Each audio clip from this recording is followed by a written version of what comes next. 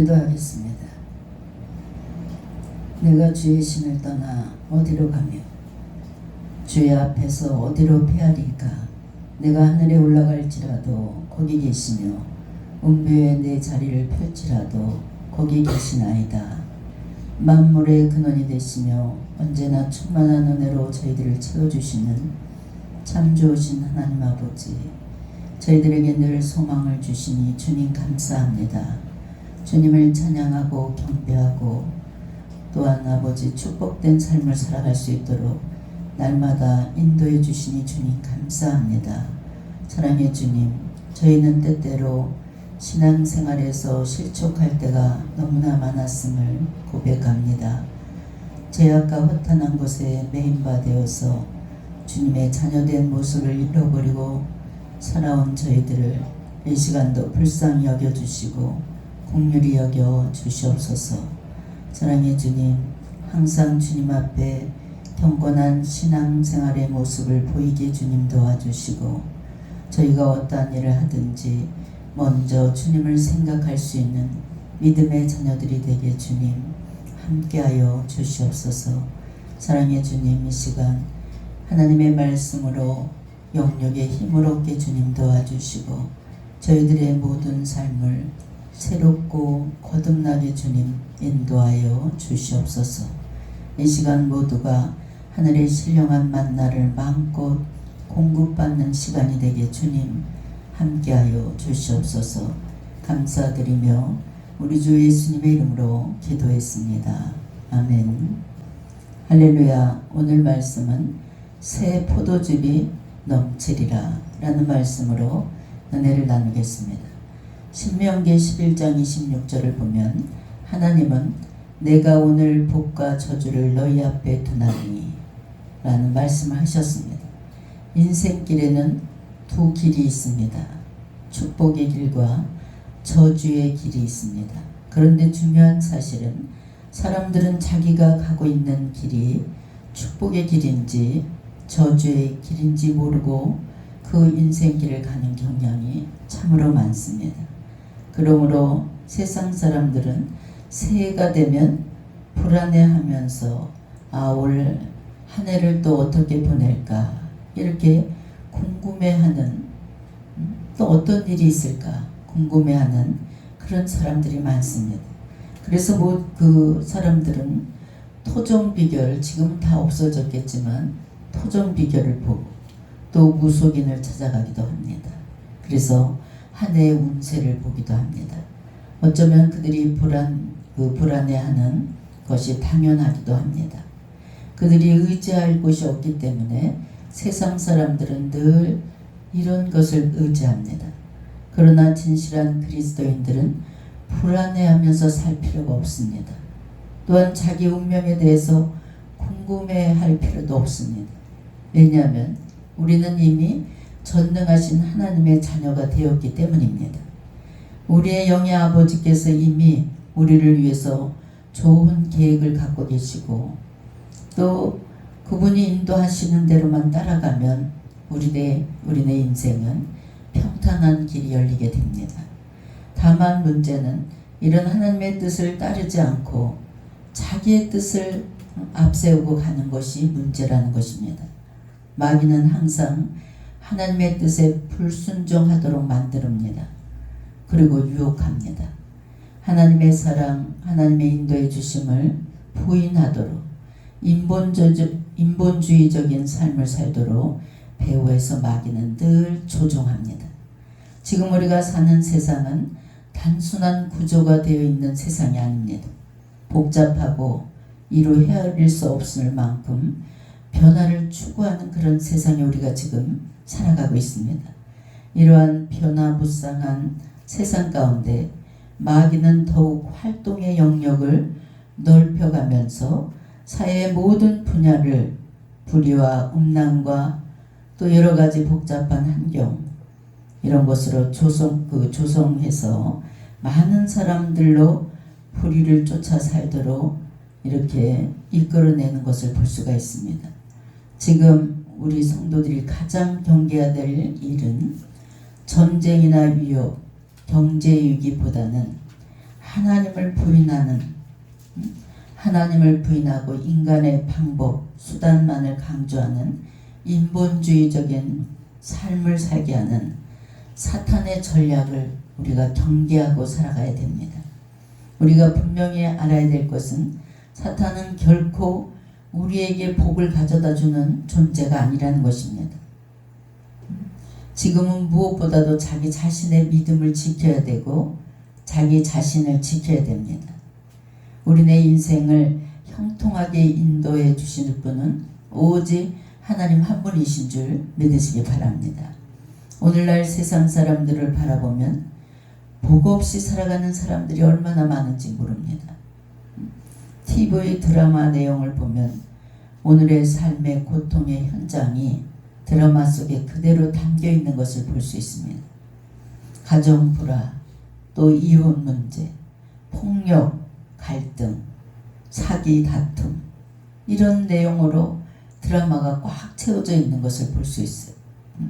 근데 문제는 이렇게 불륜의 드라마, 이런 드라마를 더 좋아한다는 것입니다. 하나님을 섬기는 백성들이 바르게 산다면 이런 불행은 이 세상에서 사라지게 되는 줄 믿습니다. 하나님께서 하나님 법을 잊지 않고 그 말씀을 묵상하고 그대로 살기만 하면 하나님께서 약속하신 풍성한 복을 반드시 주시고 형통한 삶으로 인도해 주실 줄 믿습니다.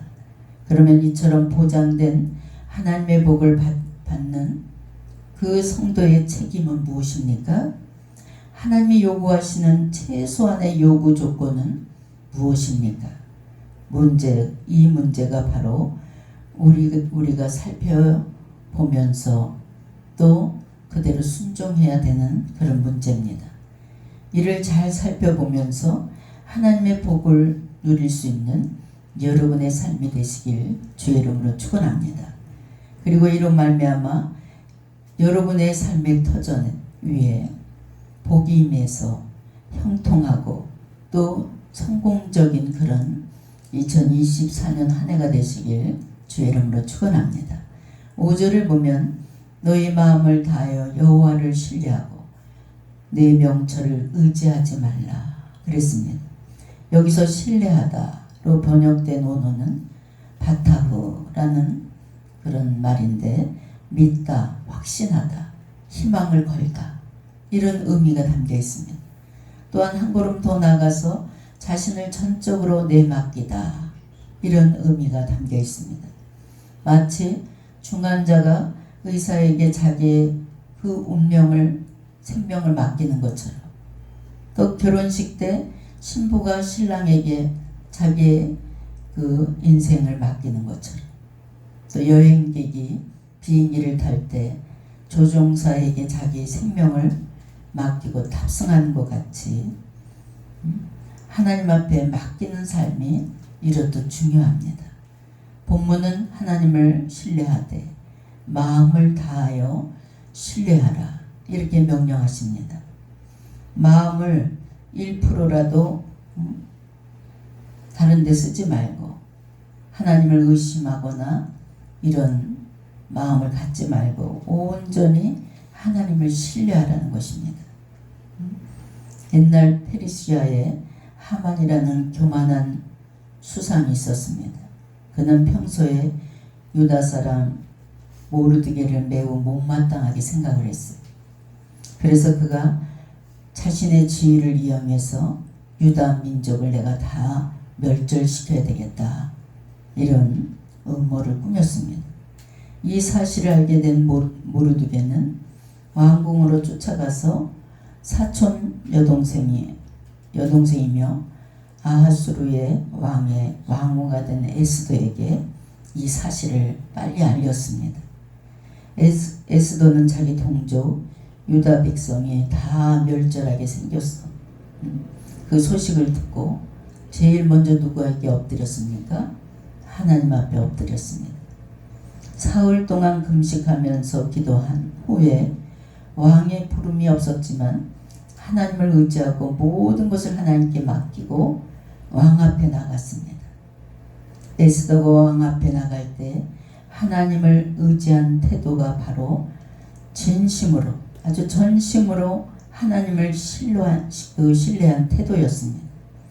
즉 그녀는 죽으면 죽으리라 이런 각오를 하고 하나님만 의지하고 왕 앞에 나간 모습을 우리가 볼 수 있습니다. 그때 당시 왕비라 할지라도 왕이 부르심이 없으면 그냥 왕 앞에 나가면 죽임을 당했습니다. 그러니까 죽으면 죽으리라는 각오로 나갔습니다. 하나님만 전심으로 의지하는 길이야말로 진정 복된 길인 것을 여러분 아시기 바랍니다. 조금이라도 내 명철이나 내 잔계를 앞세운다면, 하나님 뜻보다 앞세운다면 그것은 잘못된 일입니다. 어렵고 힘든 일 앞에 설 때에 자신의 입장과 생각, 계산 다 버리고 하나님 방법만 신뢰할 수 있는 여러분이 되시기 바랍니다. 이와 관련해서 성경은 내 명철을 의지하지 말라 이렇게 말씀하고 있습니다. 내 생각이 옳게 보이고 내가 아무리 지식과 수단이 있다 할지라도 사람의 생각을 의지하기보다는 의지하는 사람은 언젠가 꼭 그 한계에 부딪히고 실패하게 되는 것을 볼 수 있습니다. 인간의 지혜와 잔계는 아무리 대단해 보여도 그것으로 하나님의 뜻을 대처하려 들면 결국 실패와 후회와 낙담으로 사로잡히게 되는 것을 볼 수 있습니다. 우리는 이를 헤아려 하나님만 전심으로 의지해야 됩니다. 그의 인도와 도우심, 이끄심을 날마다 간구하는 그런 삶을 살아야 됩니다. 그것이 진정한 인생의 성공길이고 형통한 길에 이르는 그런 길이라는 것입니다. 시편 3편 5절로 6절을 보면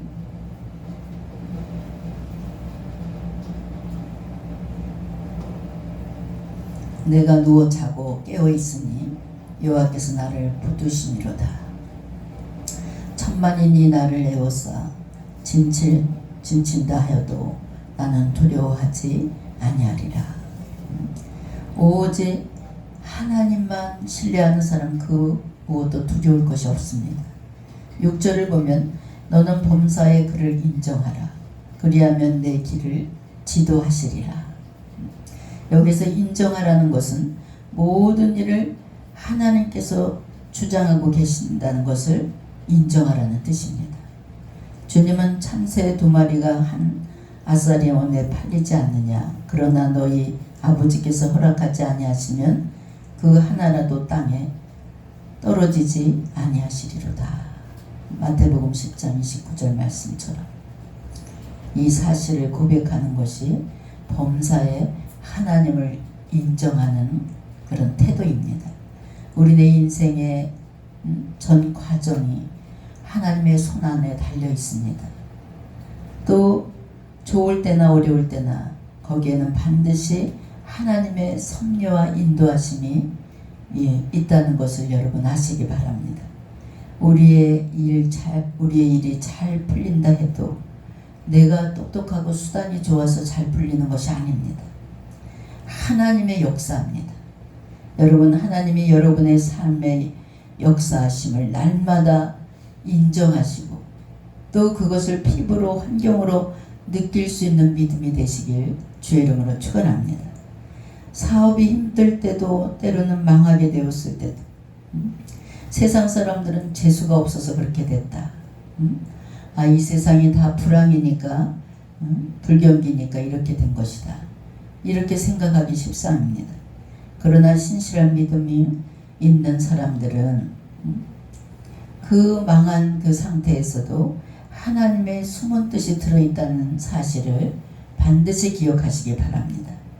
인정하고 이를 살피고자 힘써야 됩니다.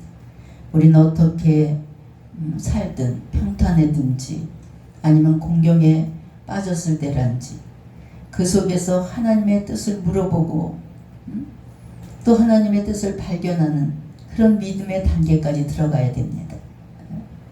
다시 고난을 주실 때는 그 속에 왜 고난 속에 하나님의 뜻을 진지하게 묻는 그런 믿음의 태도를 가져야 됩니다.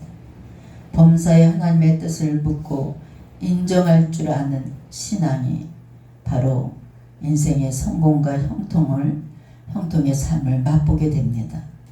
역경의 때가 왔다면 하나님과 더불어 이겨나갈 수 있는 믿음이 있어야 됩니다. 하나님은 우리가 어쩌다 만나는 그런 손님이 되길 원하지 않습니다. 하나님 지금도 우리에게 대해 늘 많은 관심을 갖고 계십니다. 내 중심에 계셔서 나를 주장하길 원하십니다. 우리는 하나님의 삶을 살아드려야 되고 내 삶의 중심에 하나님을 모시고 사는 그런 믿음이 되어야 됩니다. 그래서 매사 주님을 인정하면서 살아갈 수 있는 여러분이 되시기 바랍니다. 그럴 때 하나님은 우리에게 약속하신 모든 복을 풍성하게 내려주시는 분입니다. 사도행전 14장 17절에 그러나 자기를 증언하지 아니하는 것이 아니니 곧 여러분에게 하늘로부터 비를 내리시며 결실기를 주시는 선한 일을 하사 음식과 기쁨으로 여러분의 마음에 만족하게 하셨느니라. 여러분을 범사에 얼마나 여러분은 하나님을 인정하고 살아가고 있습니까? 저는 중학교 2학년 때 하나님을 확실히 만났습니다. 어린 마음에 뭐든지 다 하나님이 하시는 것. 저는 그걸 발견했어요. 그래서 내가 갖고 싶은 것 모든 것을 갖는 것도 하나님으로부터 왔다는 그런 사상이 확 바뀌었습니다. 근데 어느 날 구두가 다 떨어져 갔어요. 그래서 하나님 앞에 하나님 저 구두를 좀 사주세요. 저 예쁜 구두 까만 그 끈달린 구두가 갖고 싶어요. 이렇게 기도를 했어요. 그때 우리 부모님은 아버지나 어머님은 아주 불교 완전 광신자였습니다. 어느 날 끈 있는 구두를 신고 싶어서 계속 그 구두를 머릿속에 그리면서 기도했어요. 근데 어느 날 아버지가 시장을 갔다 오셔서 시장 갔다 오시면요 보따리를 이렇게 풀을 때 다 우리 동생들하고 머리를 맞대고 들여다보고 있어요. 근데 이거는 우리 딸 것 하면서 내가 평소 때 그렸던 까만 구두, 끈달린 구두를 저에게 주시는 거예요. 근데 제가 너무 그게 까만 구두, 끈달린 구두에다가 하얀 카바 양말을 신고 다니는 것이 막 꿈이었어요. 근데 그거를 딱 주시는데 제가 원하는 구두인 거예요. 그래서 제가 순간에 나도 모르게 아이고 하나님 감사합니다 이렇게 했어요. 그랬더니 흥분해서 그 말이 툭 튀어나왔어요.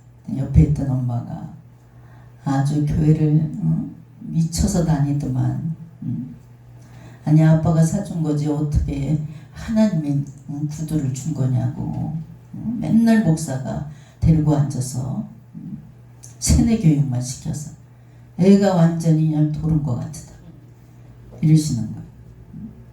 뭐든지 그 부처님의 우리가 은덕으로 살아가는 거지 무슨 하나님이 구두를 주냐 막 엄마가 야단을 치셨어. 근데 제가 뭐든지 하나님이 주신다고 확실히 믿는 믿음이 있었기 때문에 그때부터 영적 싸움을 했던 것 같아요. 지금 생각해 보니까 부모님과 영적 싸움이 치열했던 것 같아요. 평소 때는 막 너무나 예뻐하시고 우리 부모가 두 분 다 고아로 만나서 자식이 인생의 전부였습니다. 그래 막 너무 예뻐하시고 이렇게 귀여워하시다가도 종교 얘기만 나면 얼굴이 그냥 푸르락 내리락 해주시고 교회를 막 못 가게 하시고 우리 아버지가 나무에서 떨어지셔서 척추 척추가 부러져서 여러 번 수술을 하셨습니다. 이랬을 때도 우리 어머니는 저에게 네가 예수를 믿어가지고 재수가 없었어. 아버지가 이렇게 허리가 부러졌다. 이렇게 저에게 원망을 하셨어요. 근데 어느 날 비가 정말 여름인데 비가 계속 안 오는 거예요. 그리고 막 농작물이 막 타들어가고 이럴 때 어머니가 하늘을 쳐다보시면서 아니 하나님 비는 언제 주시는 거예요? 이러는 거예요. 하나님 비를 주셔야 될 텐데 왜 이렇게 비를 하나님이 안 주시는지 모르겠다.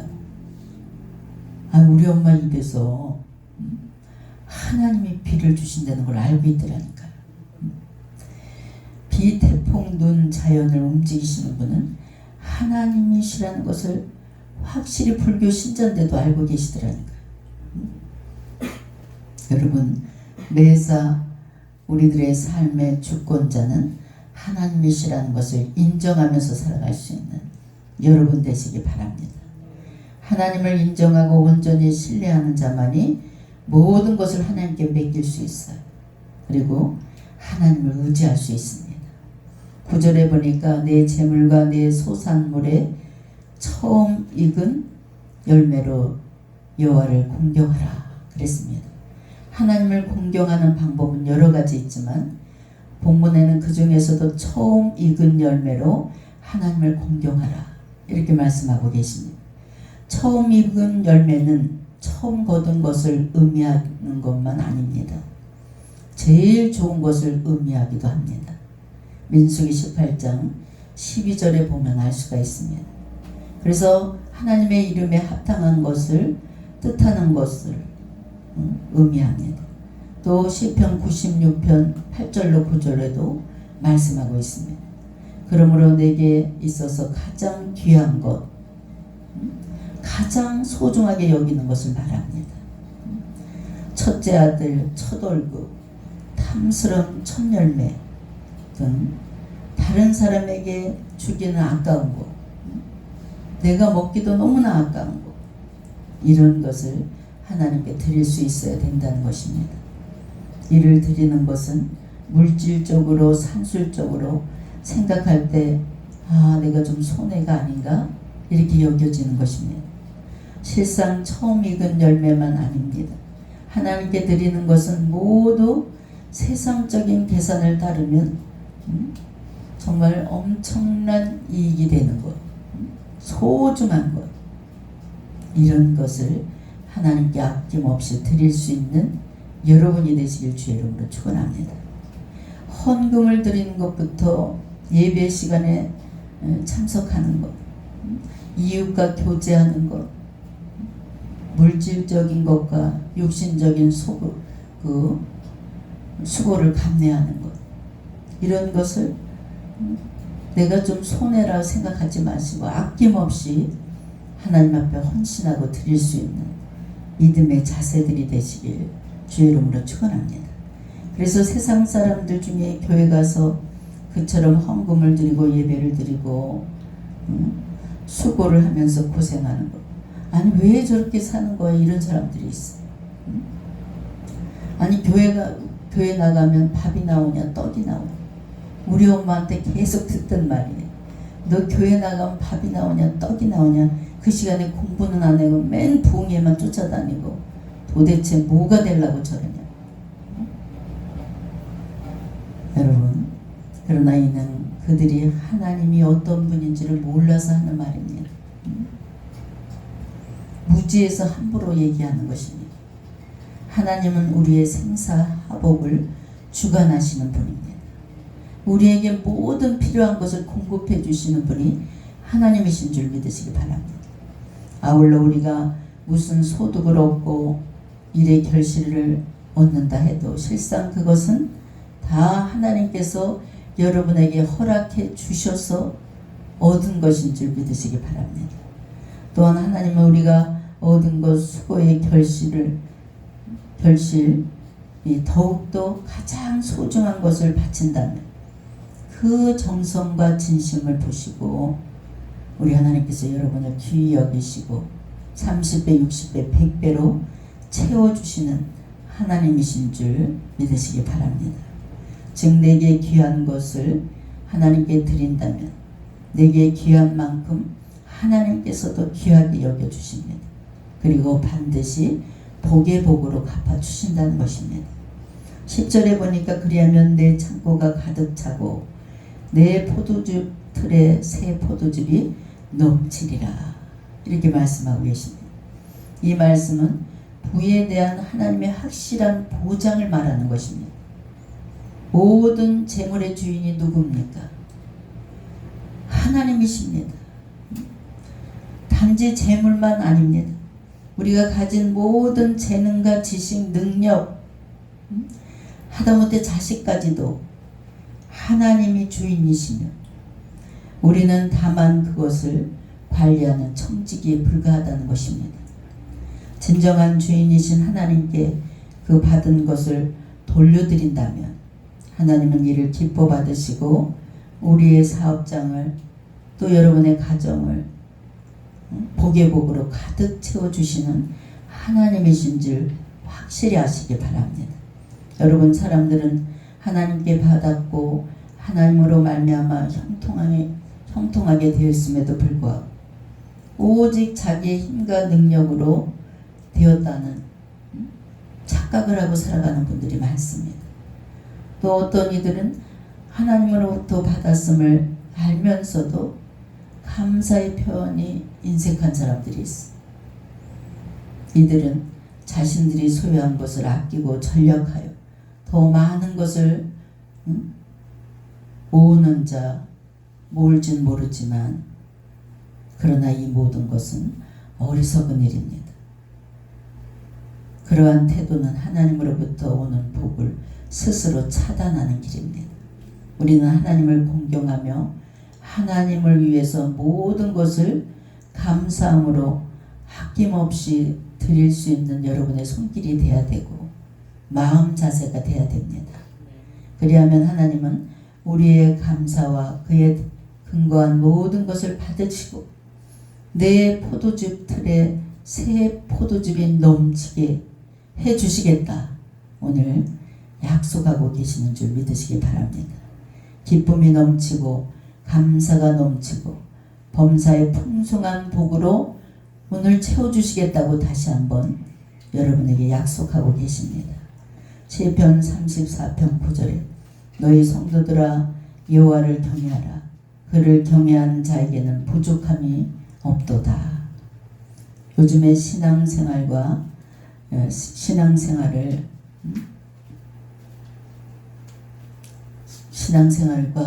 생활, 그냥 일반 생활을 분리하려는 경향이 늘어나고 있습니다. 주님은 모든 삶의 영역에서 주인으로 모시는 것이 아니라 주일 예배 때만 그냥 하나님을 경외하고 주일 예배 때만 예배 시간에만 주님을 사랑하고 이런 분들이 있어요.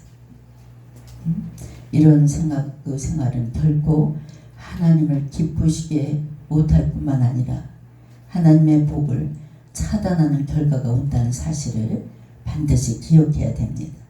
우리는 하나님을 전적으로 신뢰할 뿐만 아니라 우리의 일상의 크고 작은 모든 것 다 하나님의 관심과 섭리 속에 있음을 인정할 수 있는, 그래서 여러분 날마다 하나님을 인정하는 그 시간을 가져야 됩니다.